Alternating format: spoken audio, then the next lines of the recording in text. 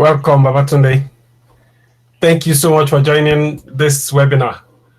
While we're waiting for other people to join, if you can just do introductions in chat. So your name, which country you're joining us from, and if you want to, your age. If you can just add that in chat, it'd be great.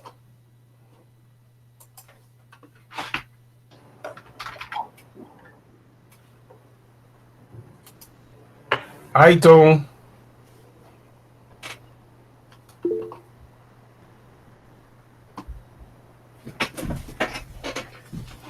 Welcome, Lisa.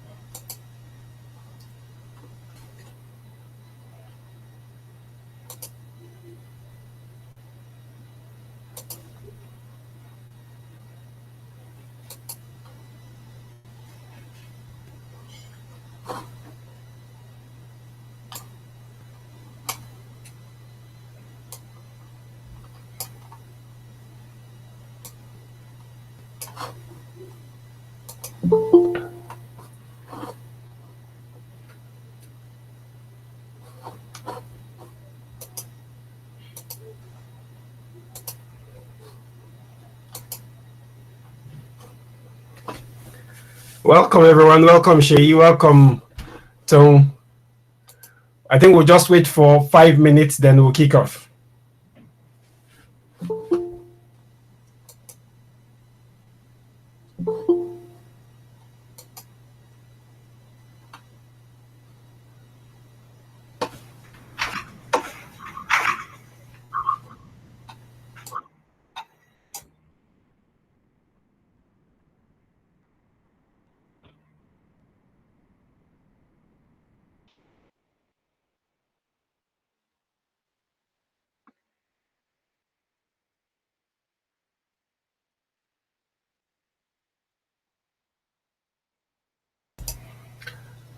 So like I asked everyone before, if you could just introduce yourself in chat, your name, which country you're dialing in from, and if you want to, your age.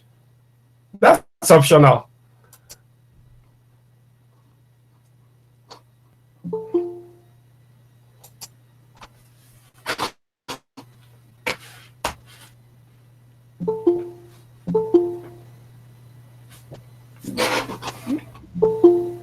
Yeah, I think I didn't bring the spectrum.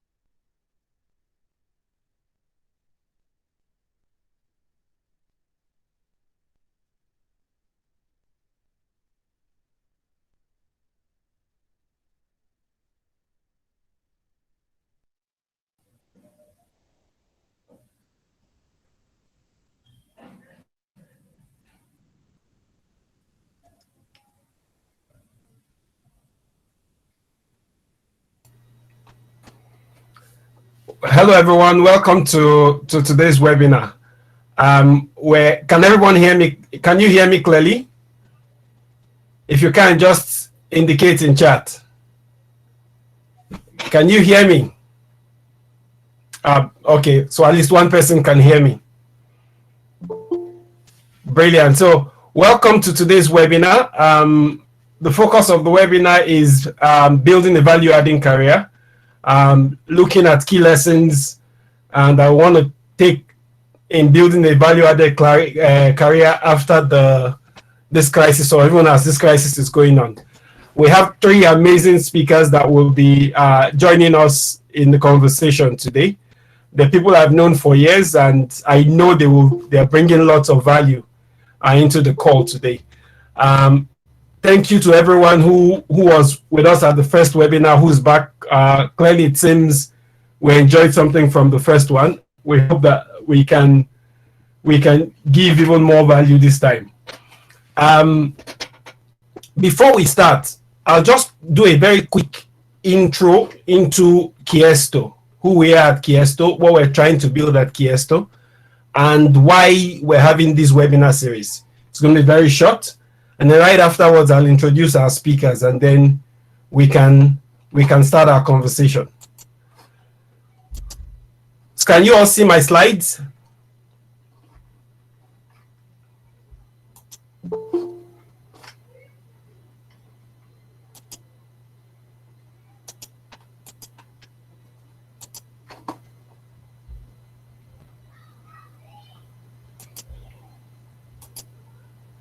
Oh, you can't. Okay, let's hope we get it this time.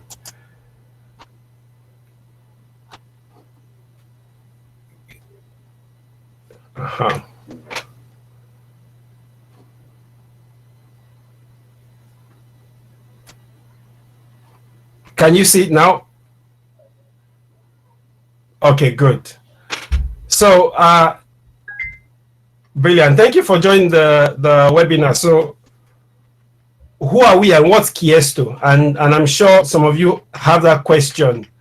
What we're building at Qiesto, what we are at Qiesto, we're a platform.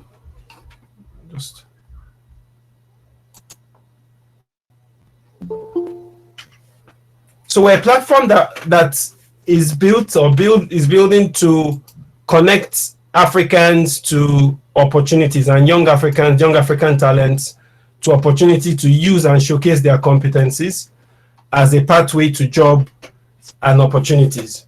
We're a team that's spread across Africa that's built the platform.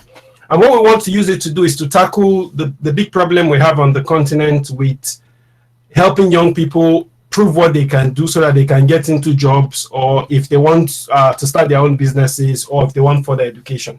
And our platform has three main areas of focus. So one area, a very big area, is around giving youth opportunities to use the skills that they have to work on practical projects for organizations. Use that as a means of showcasing what they can do.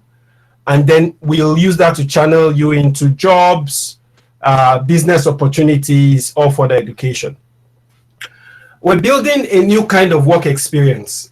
So whereas the typical internships that you have right now require that you go into an organization, we're building a kind of work experience that you can do from wherever you are in the world.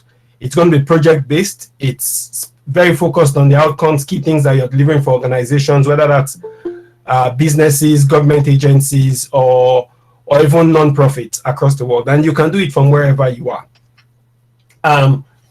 A company comes on the platform, they create a mission. You guys, young people, form teams, you work on the mission. And then the best outcomes from the best teams with the best solutions from the missions get rewarded for the work that's done. However, even if your team is not rewarded, as long as your work is of sufficient quality, that's something that you can add on your CV, your resume, as a means of showing the world what you can do. You can sign up to know when the platform launches on www.qiesto.com. But in many ways, what we're offering is a work experience that is tailored for the digital age. And it's we see it as something that's very different from typical internships that you have right now. So it's more about learning by doing and not just by watching other people do. Some areas that we're building the project around, we're getting projects from organizations around, include helping them design products or services, helping them with market intelligence, helping them with designing marketing campaigns, as well as supporting the first stage of the recruitment. So I'm going to share a link now. If you see this link, you can write this link down. I'll share it again later during the call. It's a link to the community that we're building for engagement right now. You can join that community right now. You can meet other people that are part of Qiesto, get support with everything from any questions you have around jobs, starting a business, and getting further educations, you name it. So that's a little bit about Qiesto.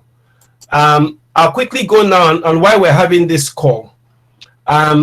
We all know, we've all had conversations around what's happening at the moment with the way the job market itself is in flux. And part of the conversations that happened the last time we spoke was around how young people who are coming into the world of work need to strongly demonstrate that they can add value to one, even be considered for a job, but also to be able to actually rise within whichever career they've chosen. And so today we've invited three distinguished HR professionals. Two of them are from Nigeria, and one of them is from the Côte d'Ivoire, to share their experience around their career, what's been their career trajectory, how have they grown their career up till now, what has adding value, or what role has adding value played in the growth of in their rise through their careers. They'll tell you a bit about themselves when they start. And then in the light of what we're seeing in the world at the moment, how can a young person build a formidable, strong, fast-paced career built around value creation and value addition? Without further ado, I'll invite the first speaker to say a bit about herself, tell us about her career journey, and tell us the key points, the key moments in her career that shaped where she is right now. I worked with her for a few years in the organization I co-founded, Co-Creation Hub in Nigeria. She came and helped the rapid growth of the organization in terms of staff. I think when she joined, we probably were about 20, 30 members of staff. By the time she left, I think we're close to 80 staff in 3 countries. And so she's someone I know, knows recruitment, knows staffing, knows about career development, and knows particularly careers in the technology space. Without further ado, I'll invite Tunde Anju from People. Tunde, I've forgotten your company, from the People Practice. From the People Practice. No. To say a few words. Yes. Can you hear me? Yes. Thank you. Can you and hear if you have me? any questions, just type them in chat, okay? Okay. Thank you for having me here. I'm so excited to be on here and to see a number, at least a good number of people to start with. Hopefully, as we progress, we'll have many more people join us. Okay. Femi has already said a bit about myself. So currently, I am the founder of the People Practice.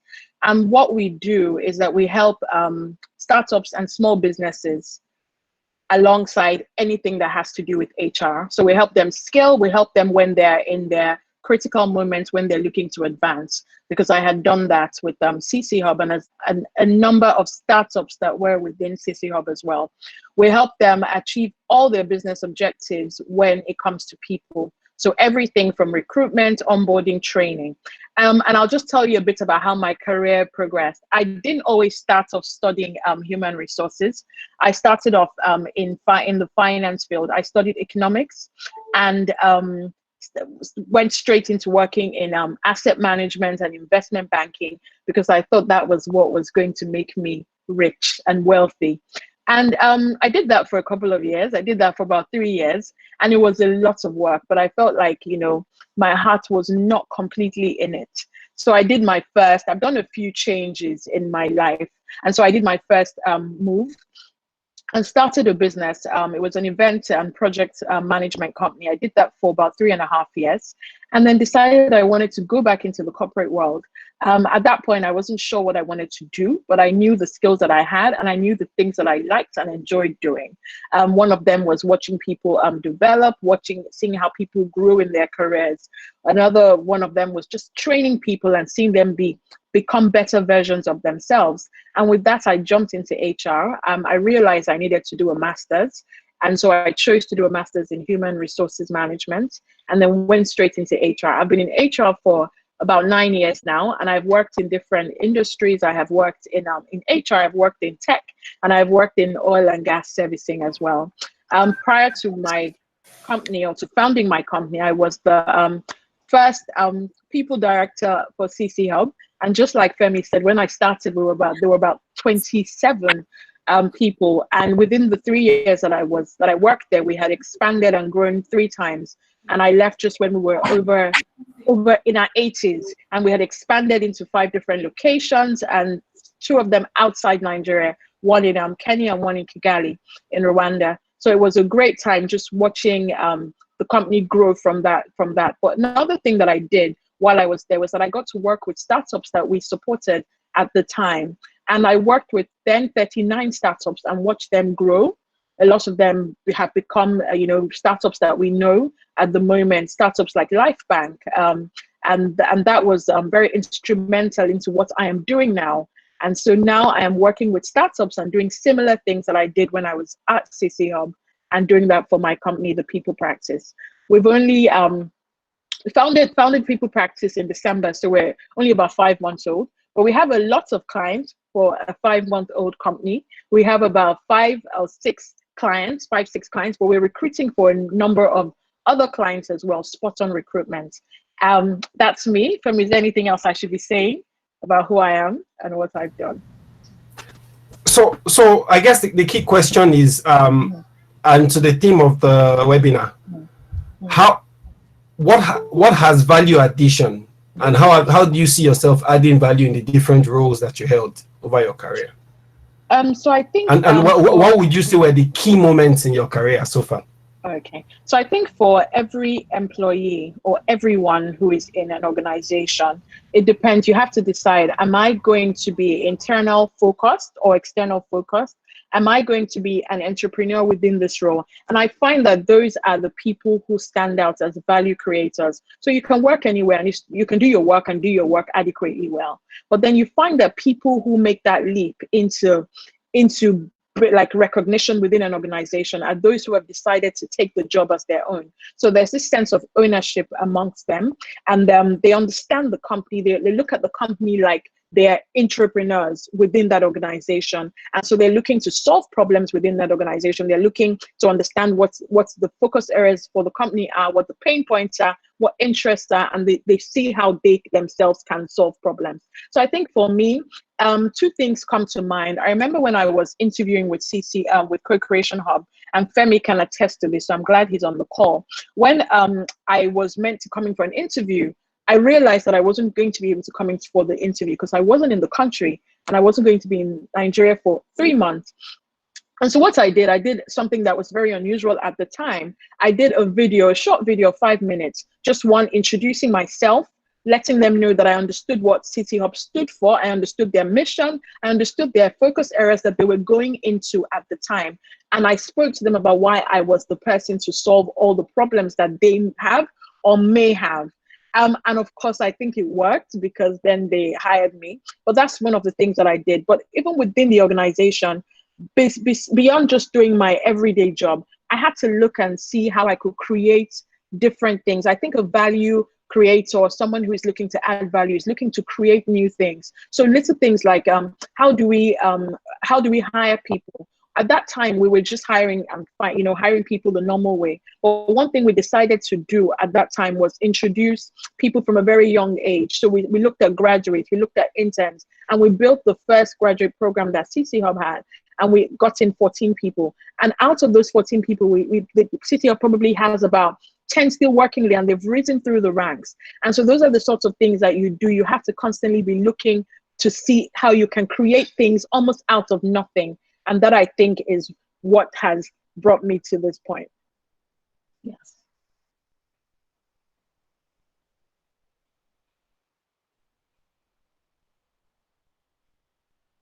Okay. Femi? Okay, I can't hear you. I think you're on mute. Yes.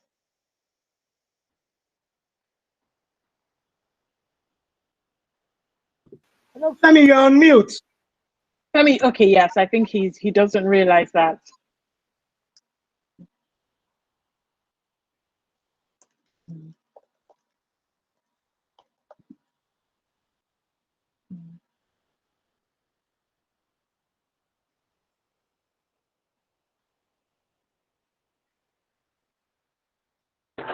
I think we lost Femi.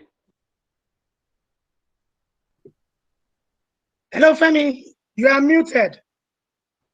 Yes, sorry about that. I knew I was mute. My mic was acting. My mouse was acting up. Thank you so much, Tom. The next person I'd like to invite is Sheyi Kehinde Peters. I've known Sheyi for close to 15 or 20 years now. When we were both in university, and it's been interesting to see her also rise through the ranks. At the moment, she's both the founder of a network of women entrepreneurs across Africa, but she also is CEO of a company in Nigeria that's doing big things in the outsourcing space. So I'll invite Sheyi, if you could just quickly introduce yourself and then tell us about your career up till now. Okay, thank you, Femi. Good to see you again. Hello, everyone. My name is Oluwaseyi Kehinde Peters. A lot of people call me SKP. That's because my name is just a bit too long, a mouthful. Wow. So my career, I usually like to say that my career started with ISEC, and I'm being quite very. So ISEC laid the foundation for most of the skills that I used in my entire career. And that was whilst I was in my university days. Sorry, what's ISEC? Okay, so ISEC is a student leadership organization, pretty much that. Yeah. So let's not go into ISEC because I mean so I've worked in quite a number of organizations really after that.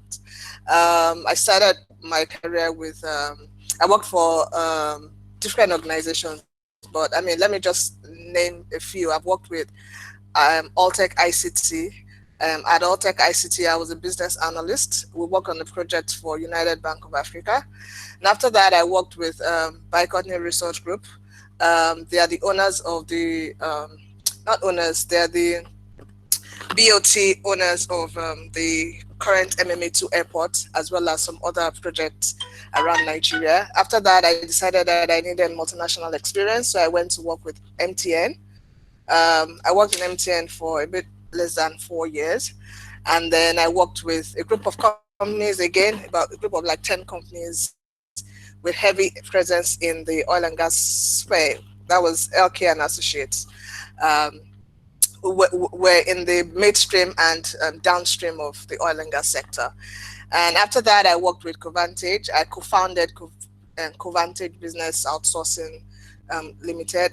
I have left Covantage. I'm still a shareholder, but I no longer work as the managing director for Covantage because I needed to take some time off to do something that I'm passionate about, and which is building female entrepreneurs and also, you know, empowering women to be successful in life. So that's a bit about my career in a nutshell. So talking about, I mean, and I've added value in different areas. I've worked in several organizations, and some of the organizations I worked for were group companies. So when I worked at Resort, it was a group company, group of about 10 companies.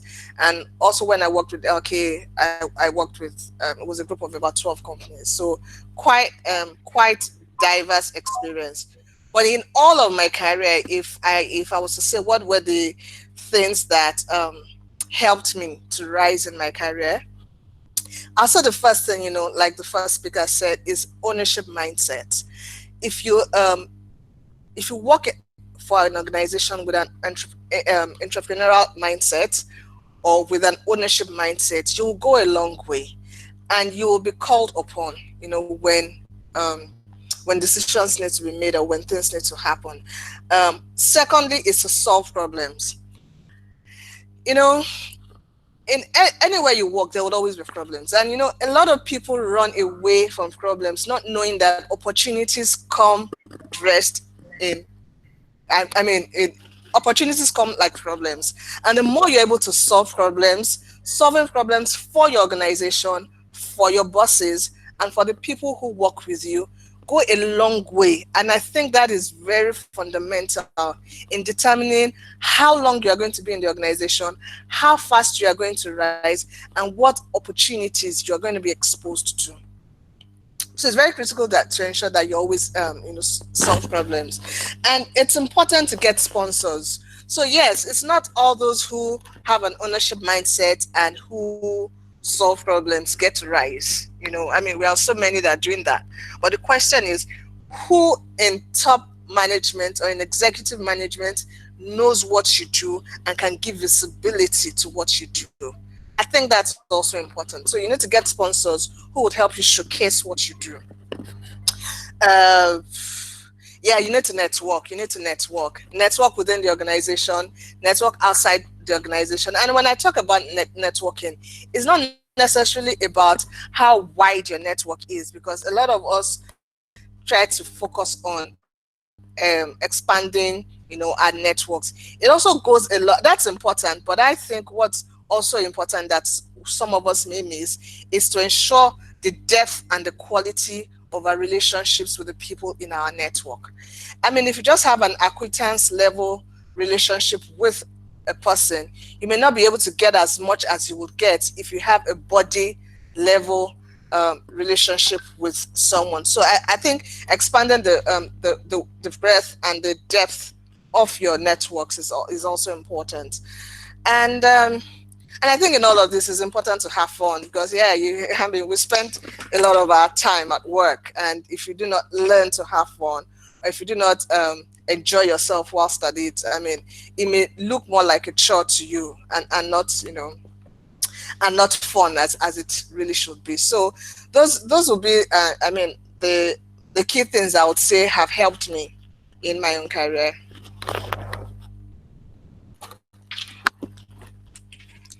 Hello, Femi. Yeah, thanks for those, Okay. Shay. Lots of rich insights there.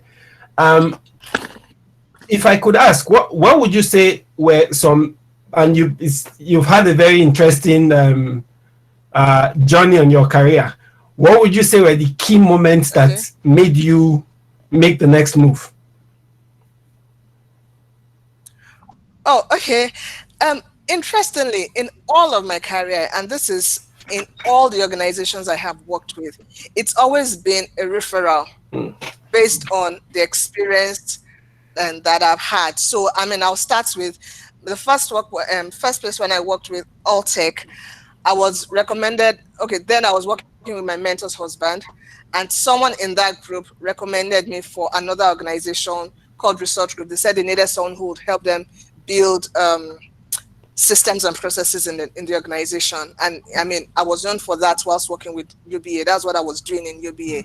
I was part of a project team that was deploying the solution, doing the transformation of their human capital management unit. So that was my role. My role was working on their processes and ensuring the processes were best in class and all of that. So that was my area of specialty. And when another organization needed that, someone within my team recommended me. Same also when I was leaving resorts, it was someone. Okay, so I was working at the group level in resorts, and then we had HR managers for each of the companies. So it was one of the HR managers that recommended me for MTN. And he said in his words, "Oh, MTN is looking to recruit people who can help them," because MTN was transitioning from a focus area to another focus area. So they needed someone who had experience in change management. And he thought, he wanted to recommend me for the job. So he recommended me for that job. So my boss then, who took my CV and then employed me. Same also when I was leaving a research group for, okay, so that's MTN. When I was leaving MTN for LK and Associates Resources, it was my former boss whilst I was working at research that whose friend was looking to source for a group HR manager that knew her onions. It was my former boss that recommended me. And yes, and whilst I worked with the group of companies called LK and Associates, it was the chairman then who wanted to form an outsourcing company, who said the only person I can trust to run this and run this well, because he was going to give me full access to run it, was me. So he then selected me to do it. So the thing is, if you do not create value, if you do not have a reputation that people can linger to get things done, that you have integrity and you'll do it well, people will not call you. I have applied for other jobs, and I'm not going to lie. I'm also in my career, I've applied for other jobs, but I never got them. All the jobs I got were referrals. And because they were referrals, I think I'll say this, because they were referrals, I could determine my pay. So I didn't come to apply to you.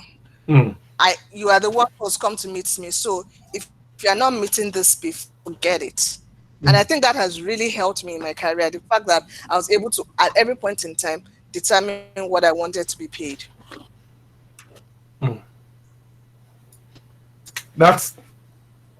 hope that answers it. It does fantastically. Thank you so much. So some things that jumping out is be known for something, that people know you can deliver value around, but also let people that are higher up know you for it. Okay, so without further ado, I'll invite Memos Kwasi from Côte d'Ivoire. Definitely. Memos, if you could just briefly introduce yourself, and if you could tell us about your career journey so far and how adding value has played a role in the growth of your career so far. Memos, over to you.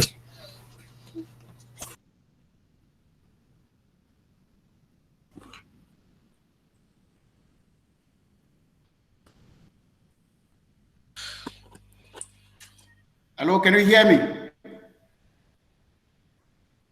Hello? Hello? Hi, Memos. We can hear you. We can hear you. Hello, can you hear me? Yes. Okay, thank you very much. Okay, thank you. So my name is Memos Kwasi. I'm yeah. Okay, thank you very much. So my name is Memos Kwasi. I'm Ivorian. I was born and raised in this country, and I started. I graduated from the university with a degree in business law, to be a lawyer. But during my studies, I was very much interested about what a career could be, even if you study law. Like almost 8 years. I think the activities, the missions that I've worked on during ISEC really helped me to know what I really wanted to do. So from there, I decided to go into human resource management and especially learning and development. So right after the career, the ISEC career, I went to work in Ghana for an NGO where I was in charge of learning and development. And after 4 years there, I came back to Côte d'Ivoire where I went to work in for a primary school. I mean, it was the primary school. And then after that, I went to work for a private college where I was head of studies. And then after that, I went to human resource consulting because this is really what I wanted to do. And after some years, I finally decided to set up my own. And I've been in a human resource business on my own for almost 4 years now.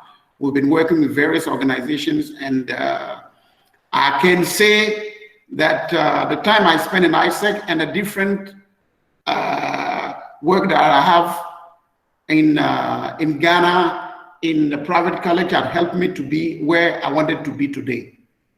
That's basically what I can say now. Thanks, Memos. Yeah. So in all the things you've done, in what ways would you say you demonstrated value, and how did that determine what you did next? Okay. The value, one thing is that, first of all, I come from a French-speaking country, and as the former speaker said, you have to be known for something. For me, since university, everybody knows that I'm bilingual, that I speak very good English and French. So whenever there was a job that requires English and French, they will not look for anybody. Even if I'm sleeping or I'm away from the country, they will go and call me. That's how I got my job in Ghana. And when I came back, that's how I got the job in the different places where I went to work. The value that I bring on the market is the fact that, first of all, I studied law, which means I understand all the regulations happening around the job market. And at the same time, I can communicate in both languages. And I would tell you, even if from ISEC to working, the fact that I was bilingual was a key factor why I was employed. That's what I can say. So my value came from the fact that I can handle both languages very well in whatever situation that that is needed. So I'm seeing an interesting thread across our three speakers. None of you studied human resources. Okay. Right? No. After my degree into law, I went to start. I started working, and then I went to take a course in human resources. So I have a master's in human resources. So none of you started your career studying or went to your first degree studying human resources. You're correct. Okay. Exactly. So the reason why I'm bringing that out, and I think it's interesting, I've seen lots of young people who, and maybe it's a first thing out of university thing, who believe because I studied this, then I have to work in this. What do you say to that? And then it's interesting to see that you, even when you decided, okay, this is what I want to study, you went back for studies, or this is what I want to work in, you went back for further studies. Why did you do that? Why couldn't you just coast it? Yes, sir. Memos, you can start, and then Tone. Okay. The fact, this is a very critical.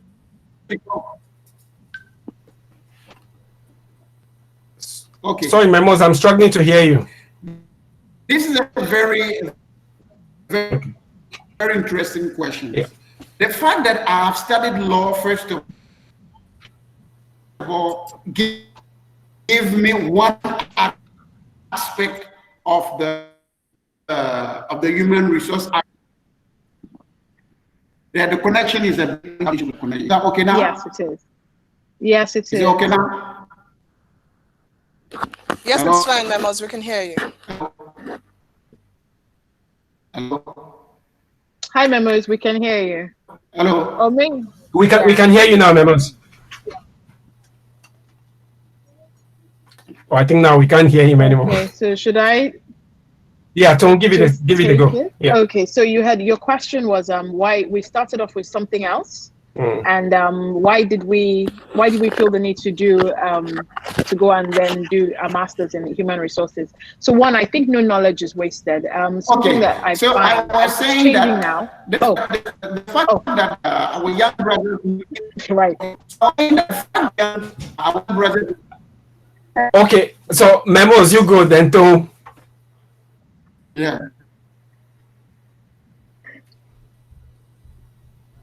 Memos, we're waiting. Okay. Okay. I was saying that it's not some, it's something. You want me to wait? No, continue. No. Continue, Memos. Okay. So I would say that it's very common today that you see young people, you see young people coming from the university with a first degree, and they think that they can build their life only around that first degree. I usually tell them that, hey guys, a lot of things have changed into the environment. A lot of things have changed. From what you have studied, you got knowledge, you got skills, you got attitude, and you can build, or you can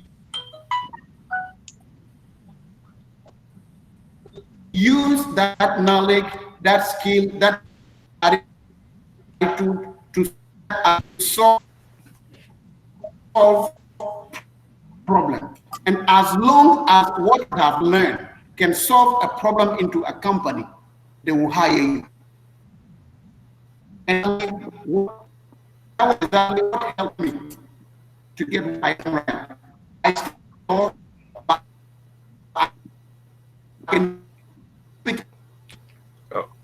Okay, Memos, we're really struggling to hear you.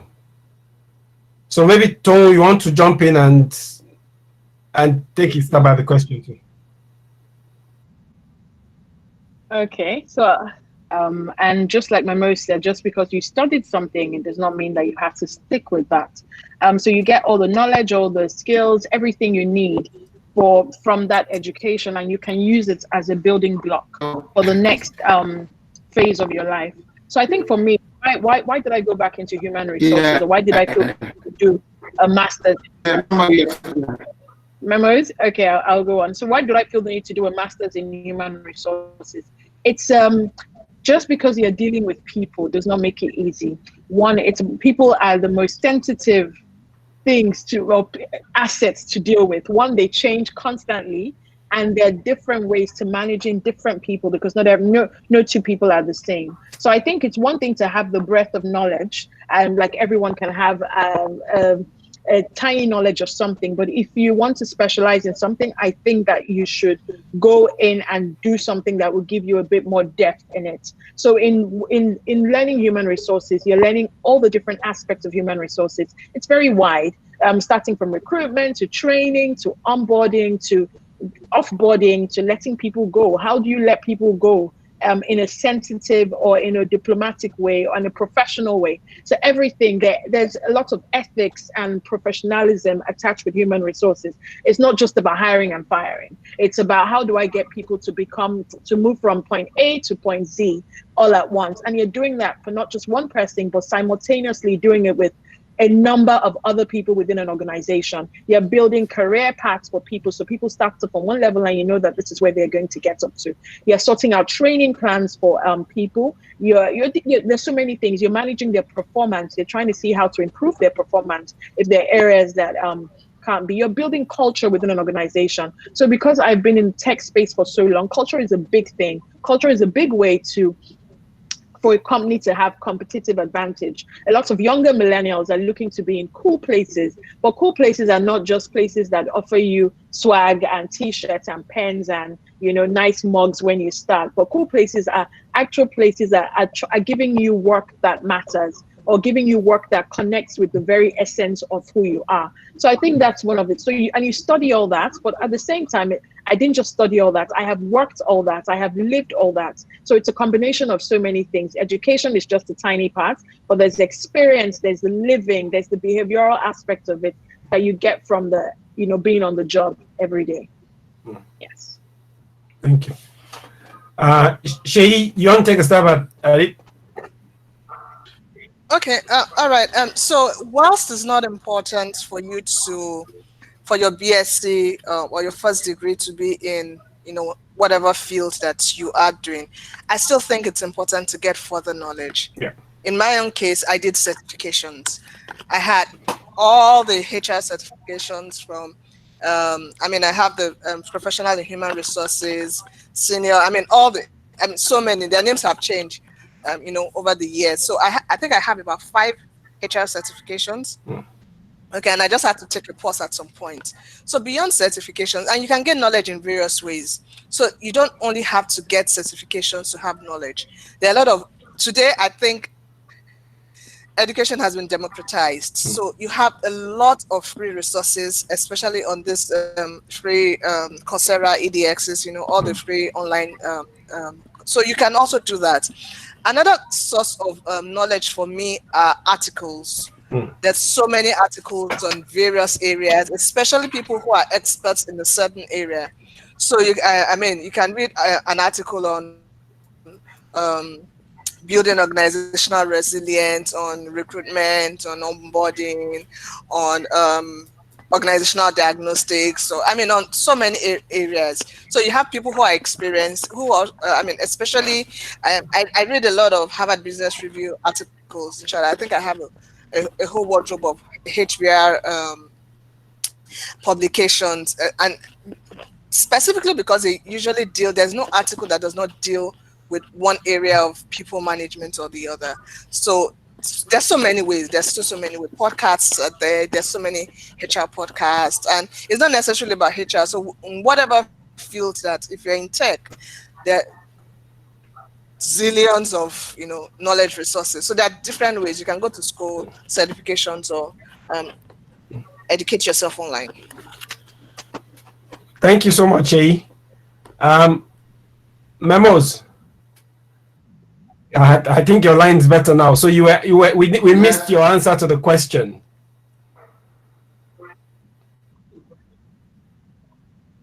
As you said, a lot of young people think that they can only rely on their first degree to make a living. For me, it's not true today. A lot of things have changed around us, and there's a lot of opportunities. I always tell to these young people that when you went to university, you got knowledge, you got skills, and at the same time you also build attitudes by being in different organizations or even working in some organization outside the university. And when you enter the job market, as the previous speaker said, people are looking for graduates that can solve problems. So me, I've studied law, and when I get on the job market, I have noticed one thing, especially living in a French-speaking country, but that a lot of companies were looking for bilingual talents, and I was one of them. So usually when people meet me, they are surprised that I speak English, and at the same time, I've studied law and I've studied human resources. So that's an interesting combination. So what, they were always asking me was, how can we solve we are working with speaking countries, or we are working with English, or we have some consultants that are coming from outside the country that are coming to us.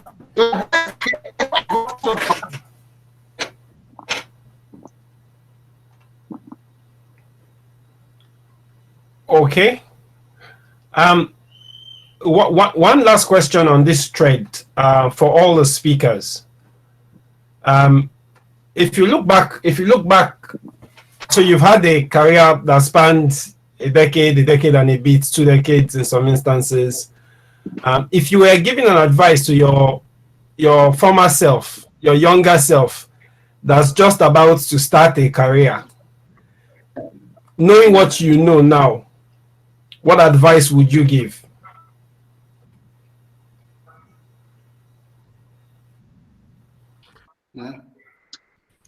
I think for me, it would be there's a lot of noise, in the job market, but I find very few people reflecting on the decisions that they're making and taking. So one of the things I would have said to myself back then is just reflect. Reflect on the things you're doing, why you are doing them, and in reflecting, you can then plan better. I think another thing that goes hand in hand with reflecting will be to spot opportunities. I find that when you're reflecting, you can spot opportunities better. You can start to see the bigger picture and map out your journey better. I would say take it easy. To myself, I would say take it easy, calm down. You're allowed to make mistakes. There is no wrong path to your growth. Every path will eventually lead to your growth. You're just taking different detours. And sometimes you may go a different direction, but sometimes you find that it's when you're even going in a different direction that you find something that you never thought of, and something that is probably even a lot better than what you were getting your mind fixated on. So it would be that, reflect, enjoy the process, map out, and allow yourself to make mistakes as well. Yeah, so that would be it from me.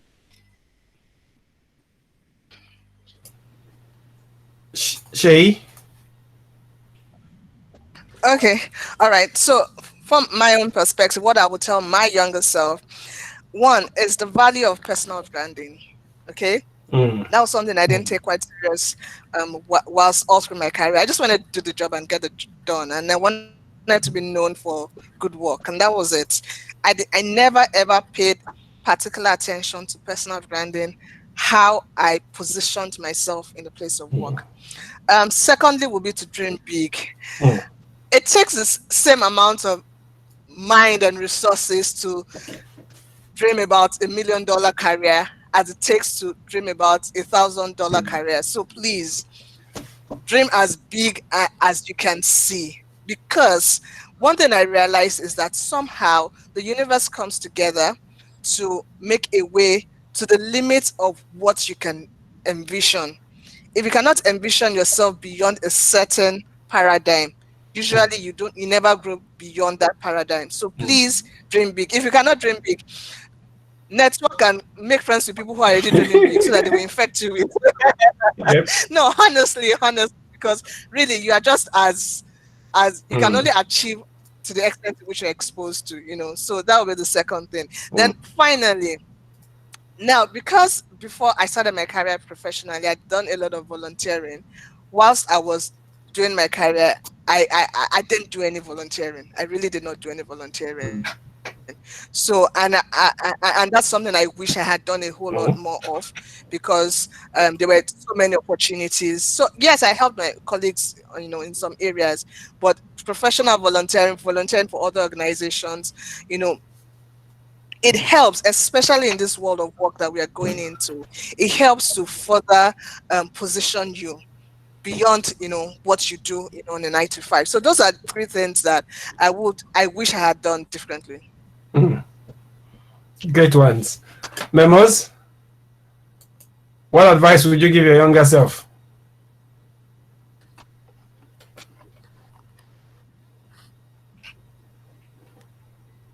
Hello? Okay, so while I'm waiting for memos, people, if you have any questions, please just type them into the chat. We'll be asking your questions to the panelists shortly. So just type them in the chat and then we'll be taking them. Memos, are you there?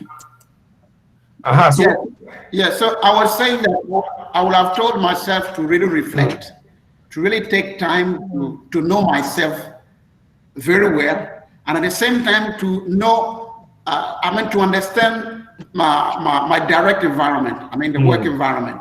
Because usually we spend most of the time at a university and we don't know what is happening outside.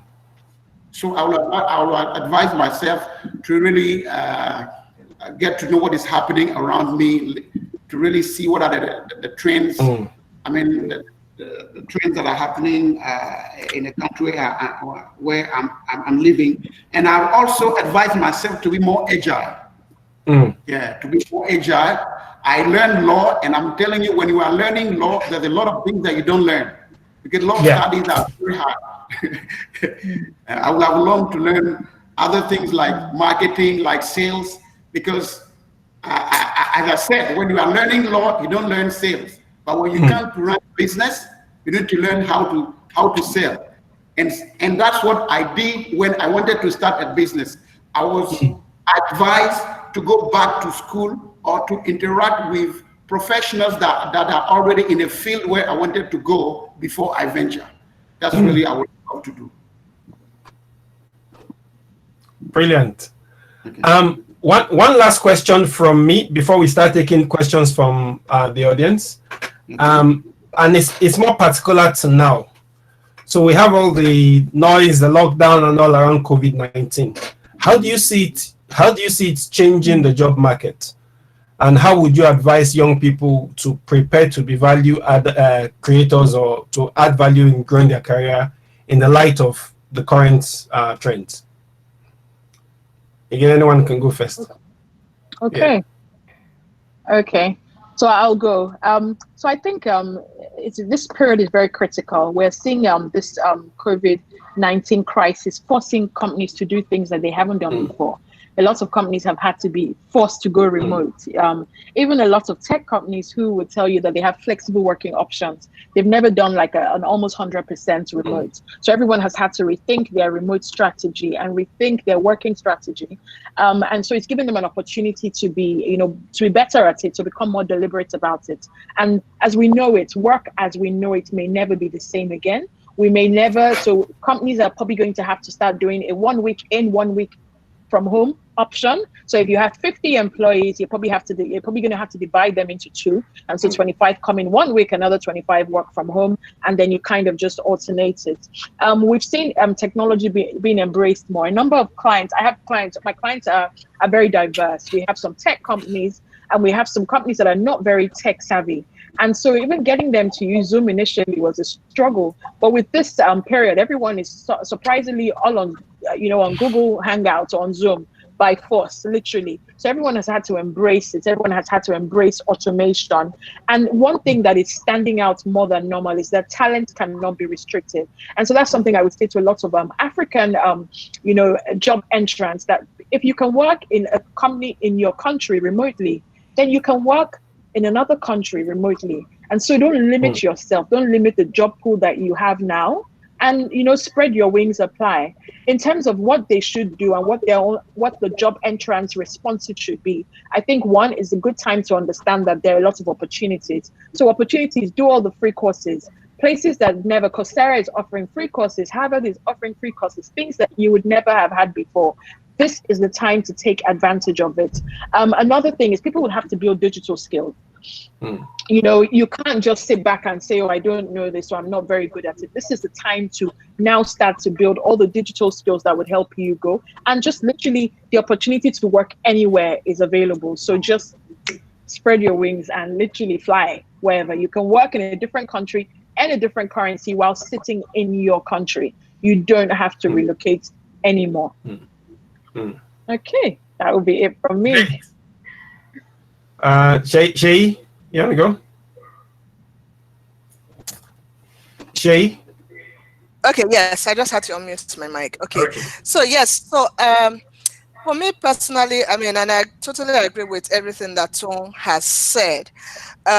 One thing I think, a major thing I think the pandemic has done is to accelerate the rate of adoption of digital tools and the entrance of the new world of work. So I see the gig economy growing in quantum leaps. I see a lot of organizations beginning to adopt the gig structure, whereby they'll reduce the amount of full-time employees that they have and then begin to employ freelancers to carry on specific work. I also see a lot of people losing their jobs, quite a number of people losing their jobs. But guess what, guys? The opportunities are more than the downsides. Opportunities being that the more skilled that you are, the better and the more command of income that you can get. Because now there's going to be a lot of focus on value. What value are you adding to me and my organization? How productive are you? What's your effectiveness and what's your efficiency at doing some certain tasks?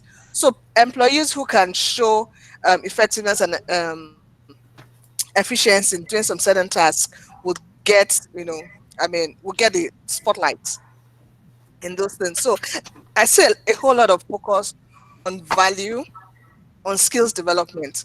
So how can individuals or young employees coming into the world of work? The first thing I like to say is have a clear vision and a clear focus of what you want to do. Why? There's a lot of noise, like Stone said.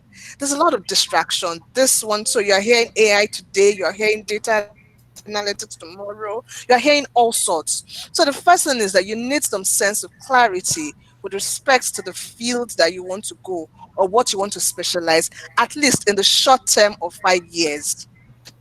Okay, so once you get a bit of clarity on that, make sure you now develop competence in whatever field it is, and make sure you get, make sure you're the best or you're the top 10% in that particular field.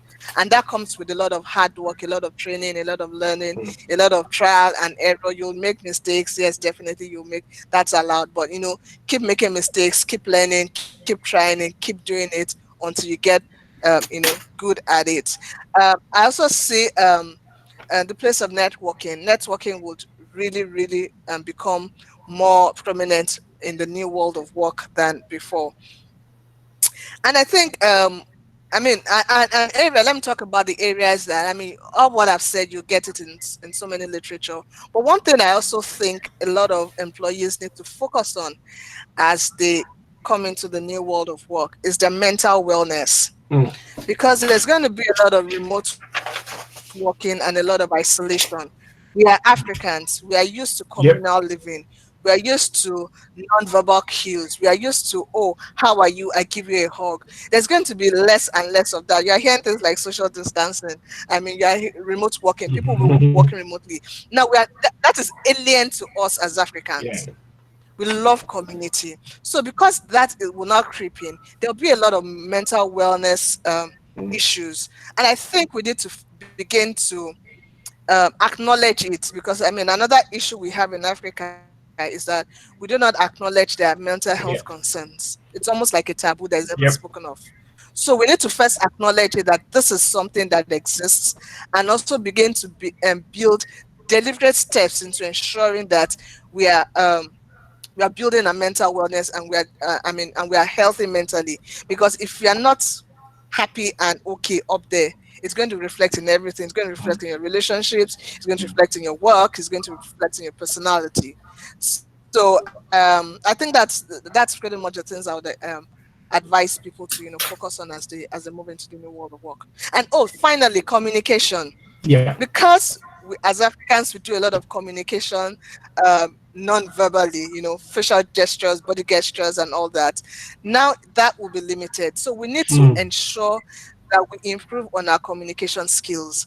How are we communicating via emails and chats? And it's different from the way we used to communicate before.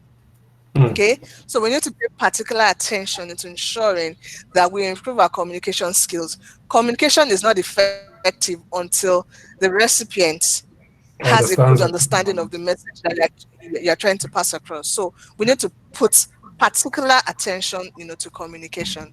And I think, I'm sure members will talk about others. Yes, thank you so much. Lots of rich insights too. Members. Yeah, for me, this period has revealed one thing, which is the mismatch of the training we receive at school as well as the job requirement. That period has revealed that there's a mismatch between what we learn at school and what are the requirements on the job markets. As she said, a lot of people were not really used to use these digital tools, but today they are forced to use it.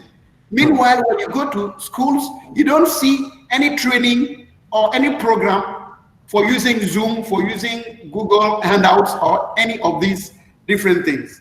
So I think that this period is a period where most of the schools or most of the training institutions need to reinvent themselves, see how they can use or they can put a training on the usage of these different tools for their students. Second thing that I want to emphasize on is the fact that today people are more interested into the output.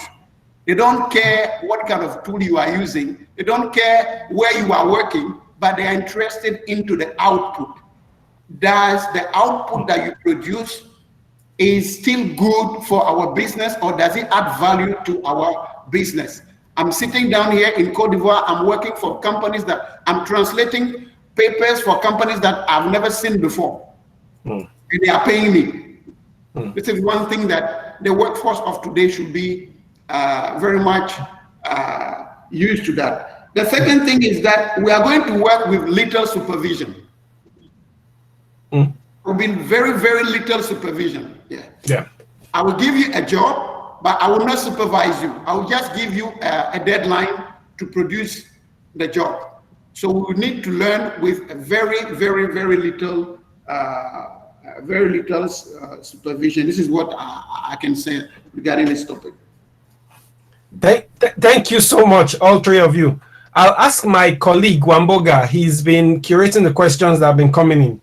Wamboga, do you want to read the first question?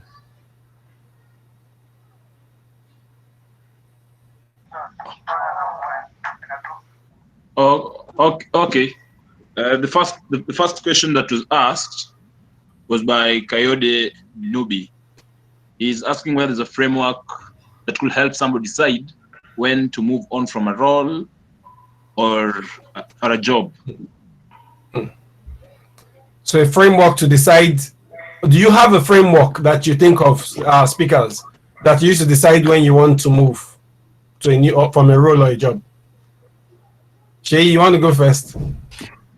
Okay, that's fine. So when you say framework, I think that's making it bigger than it really should be. Okay, so for me, I usually say when you start a job, first and foremost, you need to begin to plan your exit, and you need to be clear about it. Okay, it's an organization. You need to first define how long do you want to spend in this organization.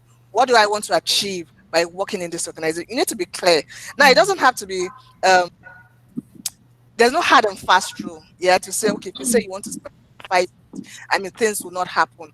But you need to have a plan that you're working with. And at the point where you feel that you're stagnant or the values of your organization do not align with your values, or you just feel that there's another opportunity that better fits what your long-term or your medium terms are, and I think decide to make an exit at that point in time.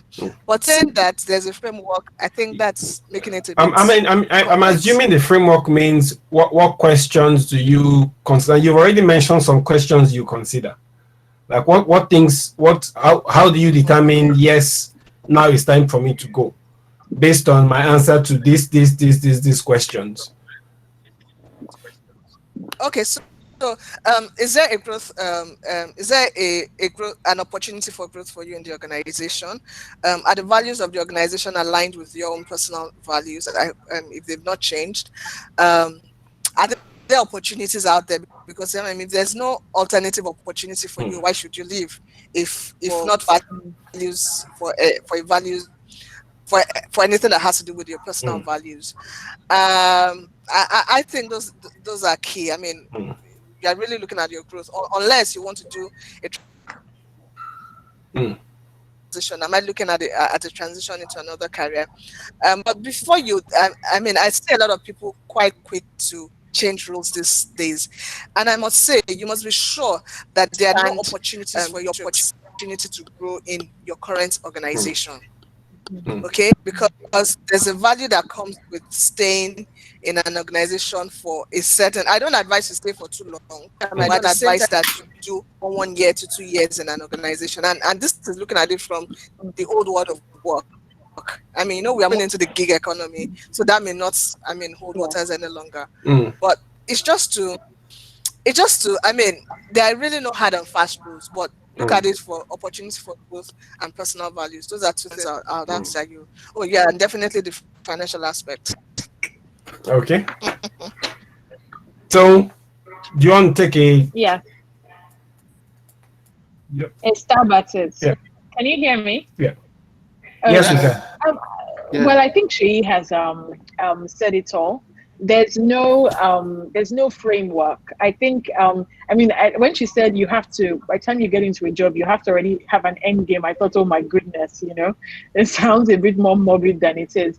But I think to an extent it's true. I think for me, usually when I start anywhere, I try and imagine how long I could be here. I imagine. Can we all hear me? Yeah.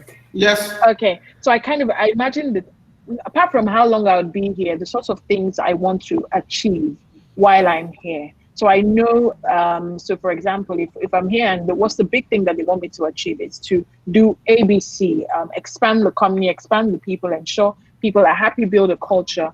I know that when I have done all those adequately well and they can run without me, then I start to get a sense that it's almost time to leave. Like she said, I'll just buttress the point that with millennials, and even though I'm a millennial, but I'm on the older millennial stage, you find that millennials want to jump around and everyone is excited about moving on to the next trendy hot thing. But we have to be very careful because we don't want a situation where in your 10 years you've worked in 15 places. After a while, it becomes a problem because it's like, is it that you're struggling to hold down a job? That's what the question would be. So I think again, if you feel like you've done your work no longer challenges you, it may be time to move. If you can't find a space to move to within the organization, if you feel that you no longer align with the mission of a company or a vision of the company anymore, then it may be time to move. If you struggle to go past a certain level, it may be time to move. And sometimes you find that some people don't do so well in a role, but they move into another organization and they're like the stars in that organization. So it can be anything really, but you have to be true to yourself. I don't want you to do it because Shay and Tom have said this is what they've done, but I think you have to kind of reflect always and know for yourself when it's time to move. And sometimes you'll be anxious, sometimes you never know until you've stepped out. But if you're restless enough, then something is telling me and something is telling you that it's almost time to move. Yes. Okay. Wamboga, Memos, you want to add something very quickly so we can go to the next question? No, I think the former speaker I've said it already. It's quite clear. Quite clear. Let's move on. Yeah. Okay. Wamboga. Okay. There's another question from Alabi. They're asking whether there's a relationship between a career choice and the personality of the person taking up the career or something. So do we need to have certain personalities with certain jobs or something? So personality and job and career type. Yeah. I'm extroverted. Does that limit or does that determine where I go? That's not career type. Who wants to take it? Yeah, I want to take it. Yeah, that's why I said you need to know yourself very well. Yeah. You need to know yourself very well. But at the same time, you could be an introvert person, but you see that outside there are opportunities that requires people to be extrovert. So the question that you are going to ask yourself is, how can I get that job? Or what skills can I learn to get that job, though I am an introvert person?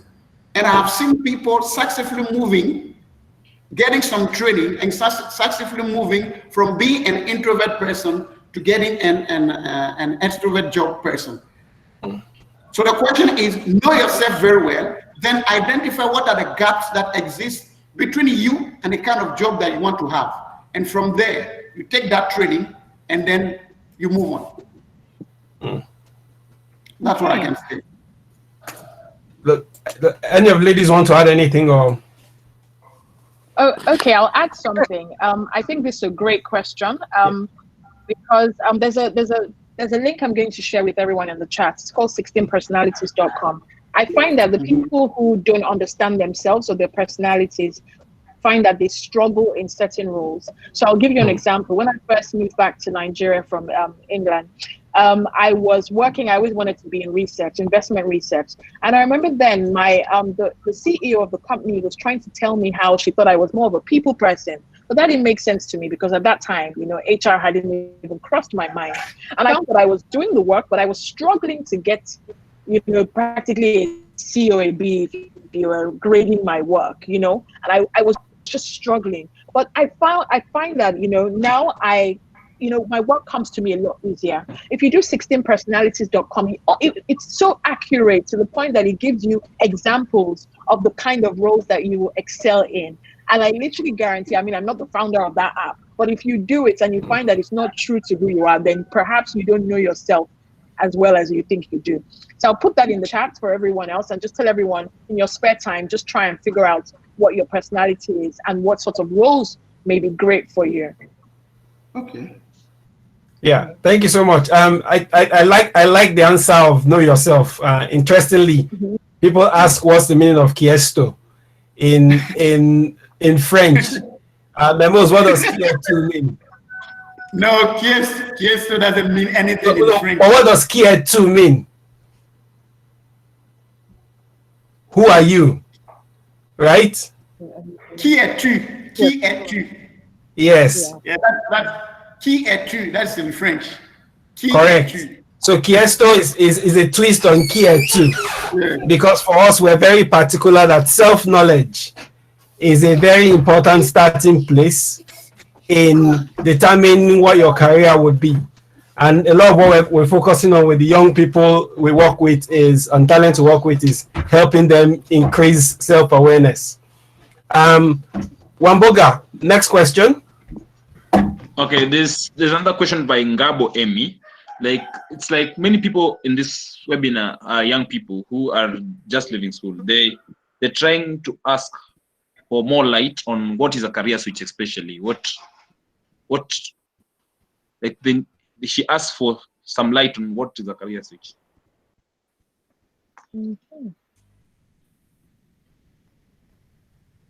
Okay, I think that's quite simple.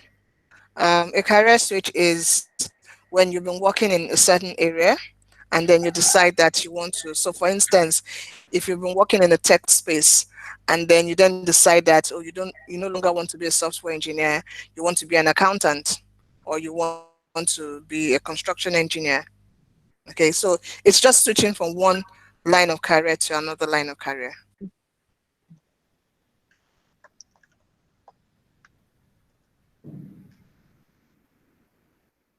Yes.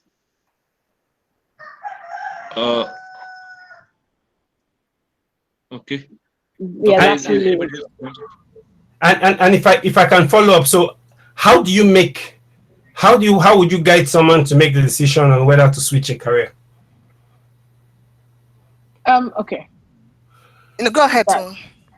Okay, now I was going to say, it depends. So if you're switching, when you say career, do you mean like switching from either human resources to communications or vice versa? You were an analyst and then you decided to switch to human resources.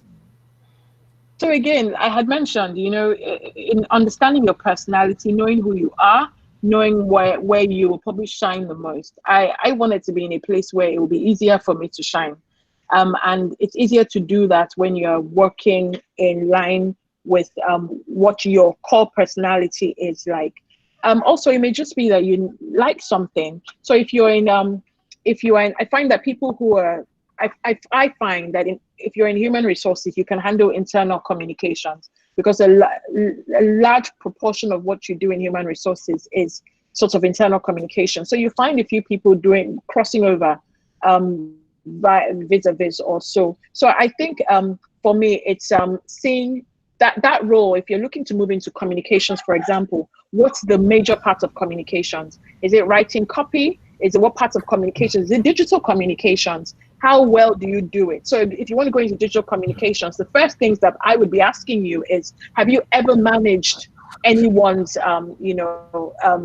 platform? And if you say you haven't, and if it's a very new role or it's an internship we're looking to do, then I'm fine with that. Then I would go over to, how do you manage your platform? And then if you tell me that, you have, 2 people and you post once every 3 months, then I know that you are not the person for that digital communications. But if you have, even if you have 100 people, but I find that, you have 100 people and you started 3 months ago, and this is how you engage with them. You're very deliberate. You have built your content calendar or your communications calendar. You have different days attached to different things. Thursday is trendy Thursday. Friday is just throw it out there Friday. Game Tuesday. That I get that you're passionate about it. You're excited. This is something you would enjoy doing. And I'm happy to say, come and intern with us.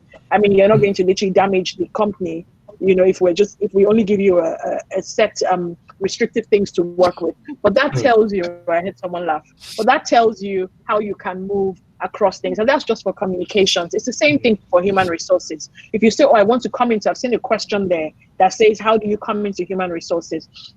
What have you done? What does human resources mean to you?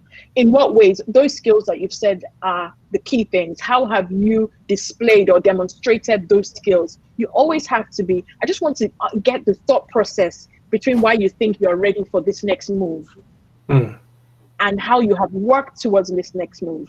And then that's how we kind of decide if you're ready for that career switch. Yes. So a lot of what I'm hearing is speaking to self-knowledge, but also knowledge of where you're going to or where you want to switch to, and figuring out if really a match would work. Correct? Yes. Yeah. Okay. Wamboga, any other questions? Femi, Anton. Oh, yeah. I just Shay wants to. Okay, Shay. Okay, yes. I just wanted to take a bit of divergent view or a different view from Tom with respect to personality and the work that you do. Okay, so absolutely, I totally agree with her that you must know yourself.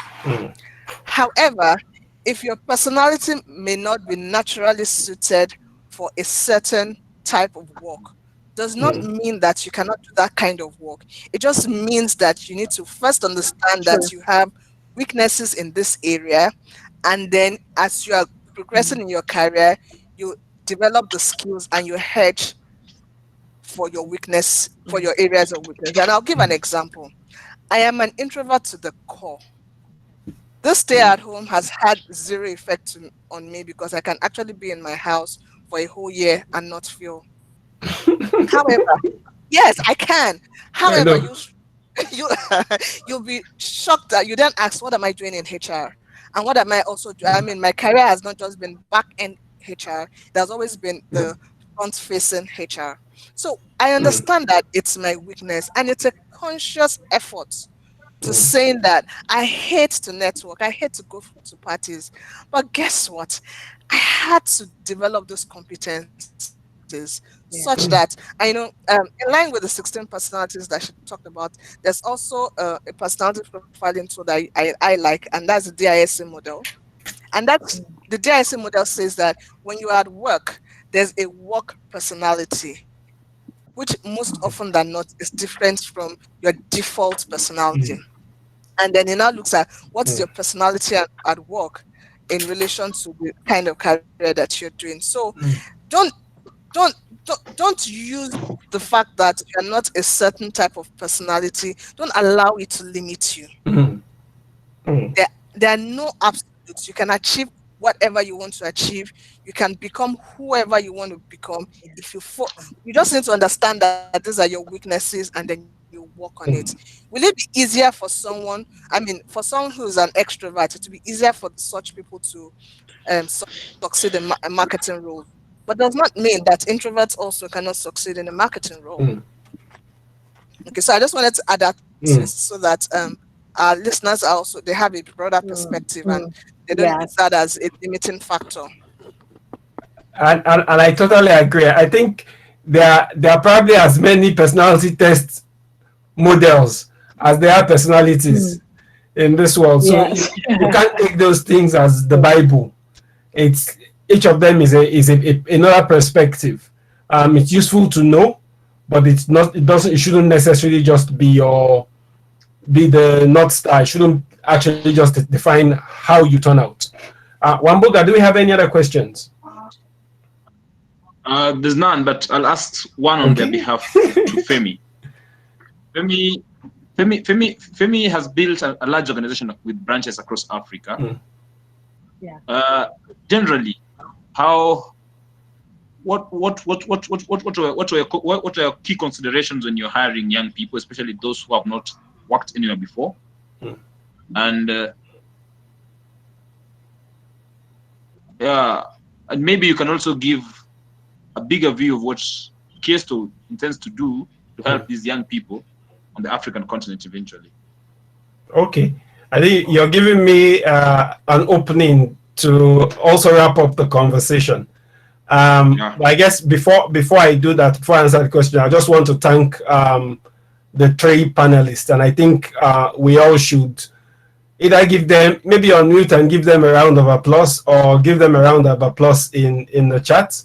I think they've given us lots and lots of nuggets. A lot of it resonates with what we're trying to do at Qiesto. And they've added very rich value to the conversation. In terms of what we're trying to do at Qiesto, and my consideration when I think about young people, to what the speaker said before, I'm very concerned and very conscious that unfortunately young people on the continent do not put their feet forward in the right way most times when they're looking for jobs. And a lot of it comes because they actually have very limited knowledge of who they are. And not just who they are as individuals, but who they are in a work scenario, in a job context. And so what we're trying to do at Qiesto is create an environment and the opportunity for young people to get lots of work scenarios around which they can both build their skills, but also build the ability to reflect and build awareness of their personalities.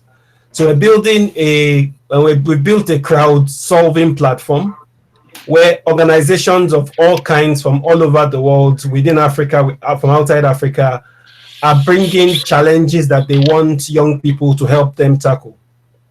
So I'll give you an example. We're going to be launching next week a challenge from a non-profit in Nigeria that works with people who have disabilities, specifically people who've been amputees. And they're trying to understand and do a research on what's the impact of this whole COVID lockdown on people with disabilities. You know, you tell people, wash your hands every time. For a guy that has only one arm, his mouth is his second hand. So you say, don't put your hand in your mouth because of coronavirus. But his whole life is dependent on his ability to be independent. And so they want young people across the continent to help them map the experience of people living with disabilities with what's happening right now.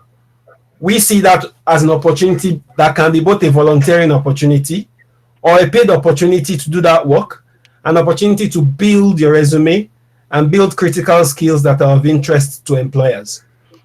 Okay. We're building the platform is built so that you're not working on this challenge alone. You're also part of a team, and the team can be with other people in your locality or with other young people from across the continent. At the end of every project, as a team, you go through 360 degrees feedback, answering 2 questions. What skills and competencies did I use in delivering this project? And how would I rate my performance? You do that for yourself, but you also do that for the rest of your team. So that by the end of the feedback process, everybody has feedback from other people, which also dials into that point about reflection.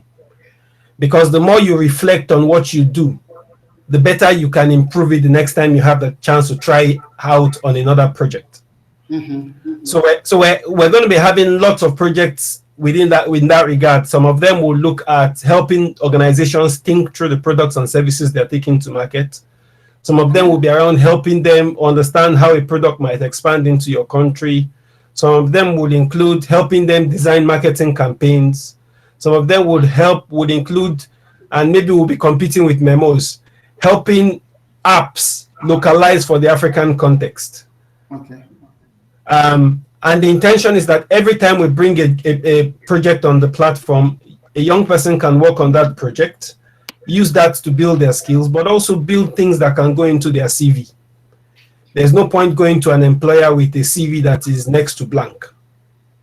But also, while that is going on, you're building understanding about yourself, what you do well, and then we can then use that to channel you into a job if that is your area of interest. But we also suspect that over time, some young people on the platform will enjoy working with each other. And maybe one of them has an idea for a startup. And they already formed a natural team and they decide, let's actually tackle this project together. We want to use our experience and our network to help those kind of people find the funding to get their ideas off the ground, a place to work from, the networks that will help their ideas grow and become sustainable businesses. Possibly, maybe we also invest in their businesses. So the intention is to build this, and we're building a community that's going to be 1 million people within the next 5 years, spread across Africa. We're changing the way people see internships. So instead of one internship providing experience to one person, we want that one internship to provide experience to 1,000 people simultaneously. Wow. Because that one experience is going to be tackled by numerous people simultaneously. So that's what we're building at Qiesto. And in many ways, you can see that it fits in with the conversation we've been having now. You can't be on our platform and not gain key remote working skills. Yeah. But also by the time we're done, success for us is that young people who are on our platform are able to find their path into their career, a successful career. Okay. And that's the reason why we're having this conversation. So future webinars, they will continue from next week. We'll be looking at more skill building sessions. So we'll be picking specific skill areas. Memos mentioned sales as a very important skill area.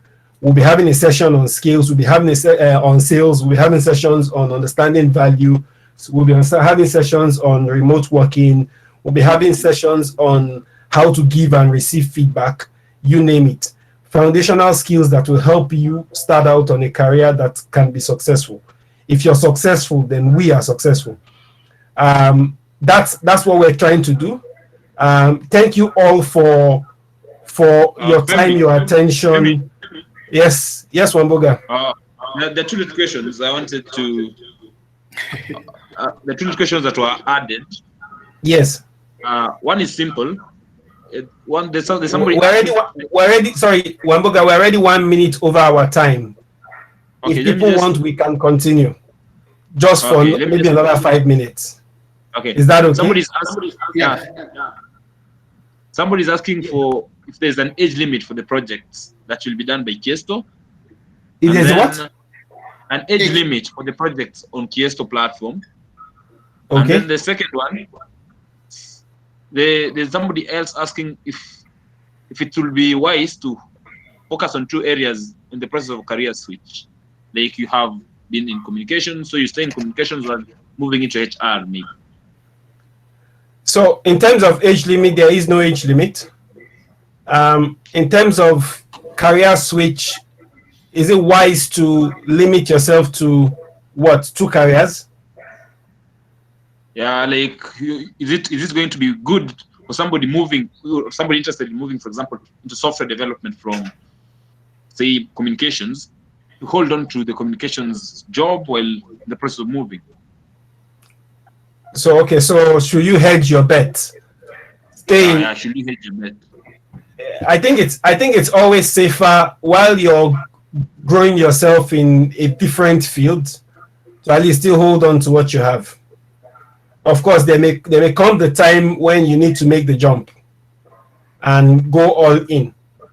But until you get to the point where the finance is really critical, right? So until you have the finances to make the move, it's always safe to keep the bet that you have in your hand before chasing the one in the bush. Absolutely, I agree with you, Femi. But also, one thing I want to say with respect to careers in the new world of work is that you will not have those careers of, HR, or I'm Yes. in accounting, or Yes. I'm in communications. Those lines are blurred. So Yes. I see a lot of combination careers. I mean, the names will change, but the names will not change in such that it will require HR knowledge, communications knowledge, data IT knowledge. You know, Yep.